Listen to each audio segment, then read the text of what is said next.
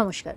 গঙ্গার আজকের পর্বে রিভিউ নিয়ে আমি তোমাদের সামনে এসে গেছি। তোমাদের কাছে অনুরোধ রইল যে তোমরা বেশি বেশি করে আমাদের রিভিউগুলো দেখো আর আমাদের চ্যানেলকে অবশ্যই বেশি বেশি করে সাবস্ক্রাইব করো, যাতে তোমাদের যা যা ধারাবাহিক তোমরা এর আগেও পেতে, যাতে সেগুলো আমরা আবার পুনরায় নিয়ে আসতে পারি তোমাদের সামনে। তো শুরুতেই দেখা যাচ্ছে অর্জুন তো গঙ্গাকে নিয়ে গেছে সেই মানত করার গাছের কাছে। তো সেখানে ওরা গিয়ে উপস্থিত হয়েছে। তো এবার গঙ্গা সুতো বাচ্ছে আর বাবা বুড়ো বাবার কাছে প্রার্থনা করছে, যে অর্জুনের শুভ কামনা করছে আর কি। অর্জুনের জন্য চাইছে। অর্জুন তো ওর না চাইতেই সব ইচ্ছে পূরণ করে, ছোট ছোট ইচ্ছেগুলোর কথাও খেয়াল রাখে, তাই বাবা যাতে ওনাকে ভালো রাখে অর্জুনকে। আর বলছে যে ও তো গঙ্গার জলে ভেসে এসেছিল, তাই ওর বাবা মাকে যদি একটু ঠাকুর খুঁজে দেয় তাহলে এটাই চাইছে আর কি। দিয়ে হয়ে যায়, নেমে আসে নিচে। অর্জুন বলছে হয়ে গেল এত তাড়াতাড়ি? বলে হ্যাঁ স্যার হয়ে গেল। বলছে যে আপনি একটু দাঁড়ান, আমি এক্ষুনি আসছি। এই বলে গঙ্গা একটু এক জায়গায় যায়। অর্জুন তখন নিজেও কিন্তু সুতো বাঁধবে বলে পকেটে করে নিয়ে এসেছে। তখন চুপিসারে তাড়াতাড়ি করে সুতোটা বেঁধে ফেলে আর মনে মনে ঠাকুরের কাছে কামনা করে যাতে গঙ্গা ওকে দেখে না ফেলে। এবার গঙ্গা কিন্তু ততক্ষণে চলে এসেছে আর দূর থেকেও গঙ্গা ব্যাপারটা ফলো করেছে। তো এবার গঙ্গা বলছে যে স্যার আপনি সুতো বাঁধলেন? তো অর্জুন দেখছে গঙ্গা তো দেখে ফেলেছে। বলে না হ্যাঁ ওই আর কি, আসলে এত দূরে এসেছি তো আর সবাই বাচ্চা দেখে আমিও বাঁধলাম। তো বলছে যে কি চাইলেন স্যার? বলছে কী আর চাইবো, এই বলে অর্জুন মুখটা ঘুরিয়ে নিচ্ছে। তখন গঙ্গা বলছে যে আপনি আপনার মায়ের ভালোবাসা আবার ফিরে পেতে চান, তাই না? অর্জুন অবাক হয়ে গঙ্গার দিকে তাকাচ্ছে, মনে মনে বলছে এই মেয়েটা সব কথা কী করে বুঝে যায়, আমাকে এত ভালো করে বোঝেই। তাই বলছে। গঙ্গা বলছে আপনি এটাই বলছেন তো যে আমি কিভাবে বুঝে গেলাম আপনার মনের কথা? আসলে আপনি তো বলেছেন যে আপনার মা আপনাকে কত ভালোবাসতেন, আপনার সমস্ত ইচ্ছের খেয়াল রাখতেন। তো তাই বলছিলাম আর কি। আর আপনি যখন সুতোটা বাঁধছিলেন আমি কিন্তু দূর থেকেই আপনার ওই করুণ মুখটা লক্ষ্য করেছিলাম স্যার, তাই আপনার মনের কথাটাও বুঝে গেছি। তাই বলছে। তো এরপরে বলছে স্যার, অর্জুন তো একটু ভাবুক হয়ে যায়, একটু দূরে গিয়ে ব্যাপারগুলো ভাবতে থাকে। দিয়ে বলছে স্যার, গঙ্গা আসে অর্জুনের কাছে। এই প্রদীপ নিয়ে এসছে গঙ্গা, প্রদীপ আনতেই গেছিলো। বলছে এই প্রদীপটা আমরা দুজনে একসাথে ধরাতে পারি স্যার? এই বলে অর্জুনও তখন গঙ্গার কথা রাখে। ওরা দুজন মিলেই তখন প্রদীপটা ধরিয়ে দুজন মিলেই গঙ্গা ঘোরাচ্ছে, গঙ্গার হাতে হাত রেখে অর্জুনও একসাথে দুজন মিলে প্রদীপটা ঘোরাচ্ছে ঠাকুরের কাছে।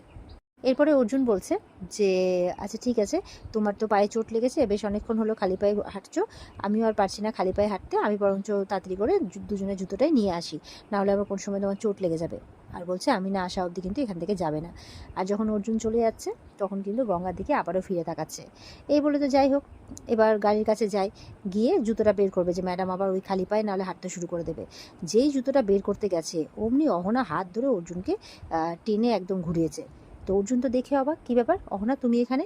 বলে হ্যাঁ, আমাকে তো আসতেই হতো, না আসলে তো তোমাদের এই লীলা কীর্তন, তোমাদের এই ভালোবাসার রঙ্গ তামাশাগুলো তো দেখতে পারতাম না। না, আর তুমি তো এত কিছু আমাকে বলতেও না, তাই না? এইভাবে একটা বিশ্রী ব্যবহার করে চিৎকার করে কথা বলছে।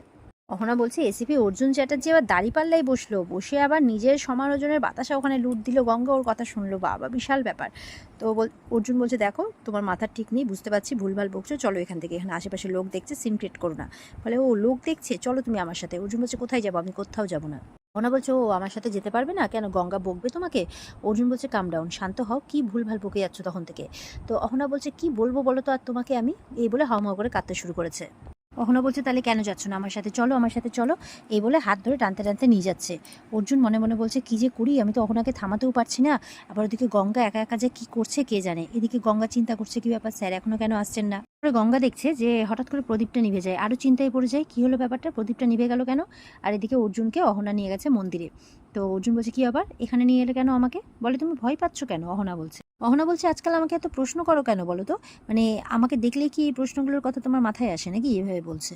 অর্জুন বলছে কোনো কিছু ঠিক লাগছে না বলেই তো বলছি আমি, আবার এরকম একটা নির্জন মন্দিরে নিয়ে এসছো, আশেপাশে লোকজন নেই। এর আগেও ওরকম একটা নির্জন মন্দিরে নিয়ে গেছিলে, তখন কি করেছিলে তুমি সবটা মনে আছে নিশ্চয়ই তোমার।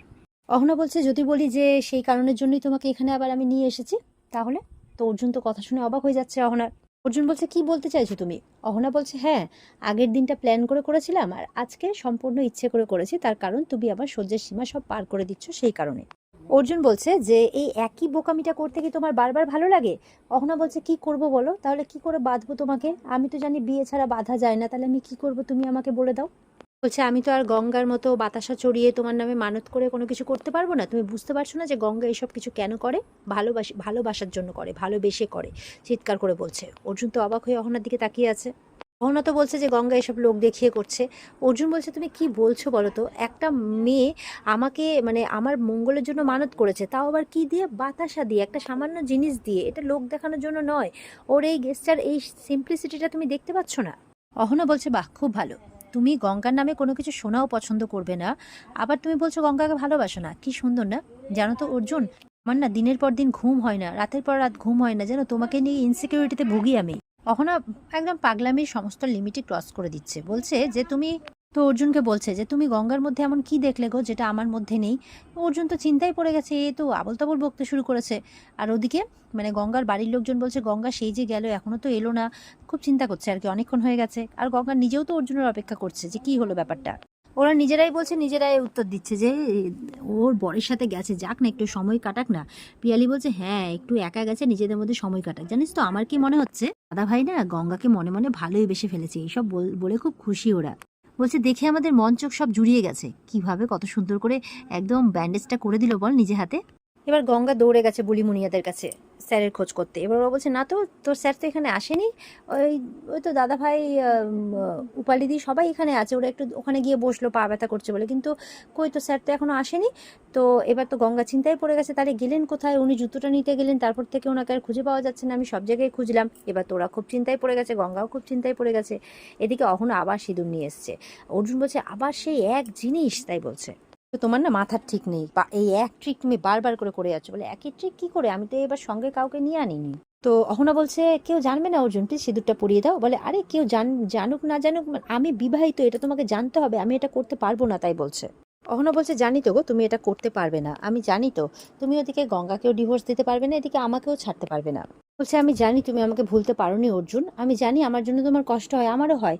আর দেখো তুমি আমাকে ভুলতে পারোনি বলেই তো টিভিতে ওই দৃশ্যটা দেখার পর তুমি ছুটে চলে এসেছিলে আমার কাছে, তাই না বলো অর্জুন? এইসব বলছে। অহনা বলছে আসো না বিয়েটা করে নাও না, কেউ জানবে না। বলে কি, সত্যি আমার মনে হচ্ছে তোমার চিকিৎসার দরকার, তোমার মাথা একদম গেছে আমার যা মনে হচ্ছে। অহনা প্লিজ একটু নিজেকে নিয়ে ভাবো। হ্যাঁ তুমি বলছো আমি লুকিয়ে বিয়েটা করবো, তুমি ভাবলে কি করে? তুমি না ডাক্তার দেখাও, প্রয়োজন হলে আমি তোমাকে নিয়ে যাব, কথা দিচ্ছি। বলছে সবার থেকে লুকিয়ে নাকি আমি ওকে বিয়ে করব, মাথাটা খারাপ হয়ে গেছে ওর। অর্জুন বিরক্ত হয়ে গেছে একেবারে। এবার অহনা জোর জবরদস্তি শুরু করে দিয়েছে, একদম সিঁদুরটা সামনে নিয়ে অর্জুনের হাতটা জোরে ওখানে সিঁদুরটা নেওয়ানোর চেষ্টা করছে, প্লিজ সিঁদুরটা পরিয়ে দাও। অর্জুন বলছে কি করছো তুমি, আবার একই জিনিস শুরু করেছো, কি করছো তুমি, কি করছো, হাতটা ছাড়ো, হাতটা ছাড়ো বলেই যাচ্ছে। আর অহনা জোর করে হাত দিয়ে সিঁদুরটা পরাবে আর কি, এরকম ব্যাপার। গঙ্গা কিন্তু সেখানে পৌঁছে গেছে, যে শাকচুনিটা আবার এই কাজ শুরু করেছে।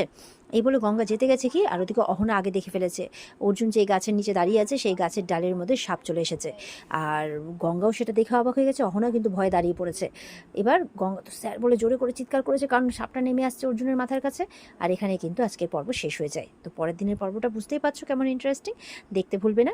সঙ্গে থাকো সবাই, সাবস্ক্রাইব অবশ্যই করবে, কেমন লাগলো রিভিউ জানাবে।